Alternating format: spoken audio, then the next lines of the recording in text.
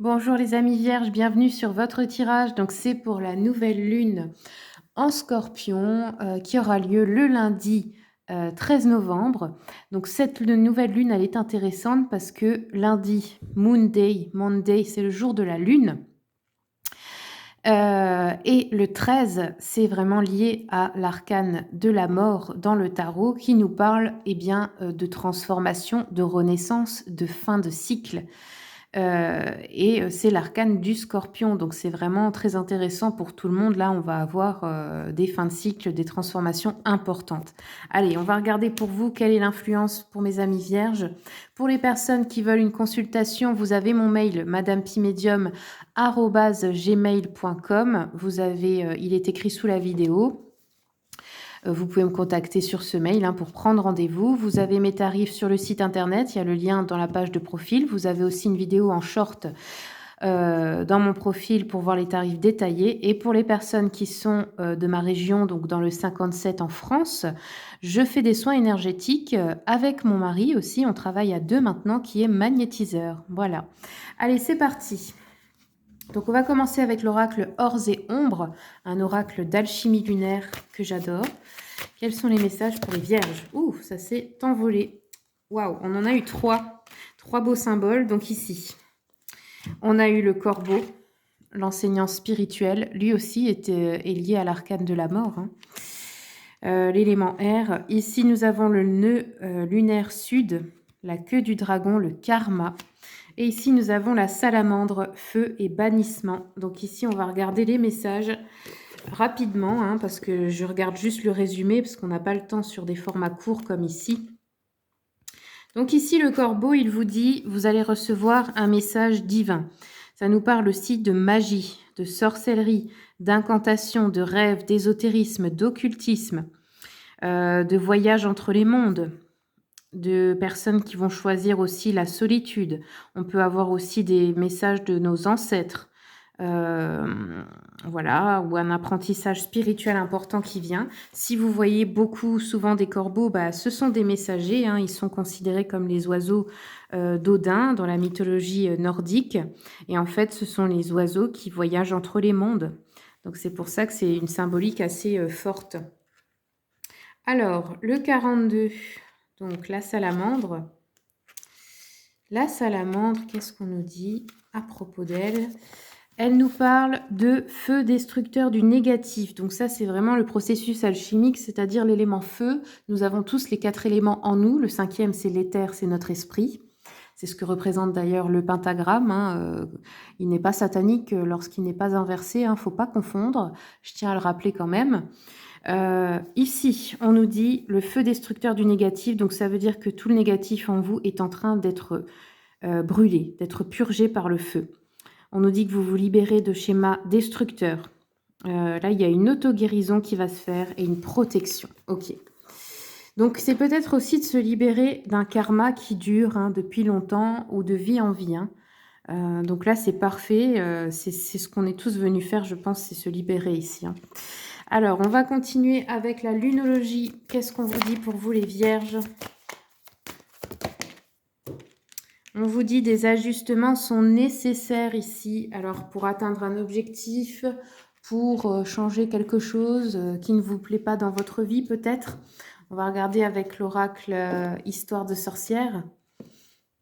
Quels sont les messages? Enfin, c'est pas l'oracle, c'est le tarot, pardon. Quels sont les messages pour nos amis les vierges, s'il vous plaît?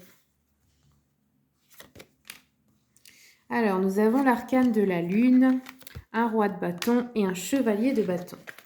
Donc, arcane de la lune, elle nous parle de parfois voir au-delà de certaines illusions à propos des autres ou à propos de nous-mêmes. Elle nous parle aussi d'intuition forte, de féminité, de connexion forte à sa partie féminine, même si vous êtes un homme. On a tous les deux en nous, sachez-le. Elle peut nous parler aussi d'une forte clairvoyance. Bon, parfois c'est décevant, parfois c'est la désillusion. Ici, on a un roi de bâton qui nous parle d'entreprendre, de faire des plans pour l'avenir, dans la matière, dans vos projets matériels, financiers, professionnels.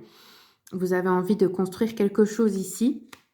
Et le chevalier de bâton nous parle d'affronter ses peurs, d'affronter ses démons. Vous voyez ici, il y a un dragon et il est parti pour l'affronter. Le dragon représente nos propres peurs. Et vous avez déjà eu la salamandre, purification par le feu. Donc là, je pense que vous allez affronter des choses qui vous ont toujours fait peur. Vous allez transcender certaines ombres en lumière. Et ça peut se mettre aussi dans la matière, hein, dans le sens que vous devez accomplir des actions qui vous font peur pour atteindre un objectif. On va compléter avec le Witchy Cauldron. Quels sont les messages pour les vierges, s'il vous plaît? Alors, les vierges, donc ici, on a un 7 de coupe qui nous dit que vous allez avoir des choix, de nouvelles possibilités, mais qui vont être multiples, comme s'il y avait plein de nouvelles options qui allaient se présenter à vous. Donc ici, bon, c'est à vous de choisir, hein, mais il y a de nouvelles possibilités qui s'ouvrent. Peut-être pour un rêve, hein, qui est quelque chose qui compte vraiment pour vous. On nous dit aussi de ne pas trop vivre uniquement dans le monde des illusions. Hein. C'est comme le corbeau, il faut savoir naviguer entre les deux mondes, le matériel et l'immatériel. Il faut trouver un équilibre entre les deux. Hein. Ensuite, vous avez ici une grande prêtresse qui nous parle, qui nous dit de faire attention en fait, de ne pas agir sur vos préjugés. C'est-à-dire d'utiliser vraiment votre intuition, ne pas regarder que l'apparence des personnes ou des choses. Écoutez seulement le cœur, c'est la seule chose qui peut vraiment nous guider ici. Hein. Ensuite, on a un 3 de coupe qui nous parle de retrouvailles, de célébration, de fêtes, de convivialité, donc peut-être des occasions avec vos amis, votre famille, des festivités, ça peut être aussi avec le travail, des réunions, des choses à fêter, quoi. Hein. Alors, on va terminer avec le petit jeu de la voyante. Quels sont les messages pour nos amis les vierges, s'il vous plaît? Alors, on a eu 2 cartes.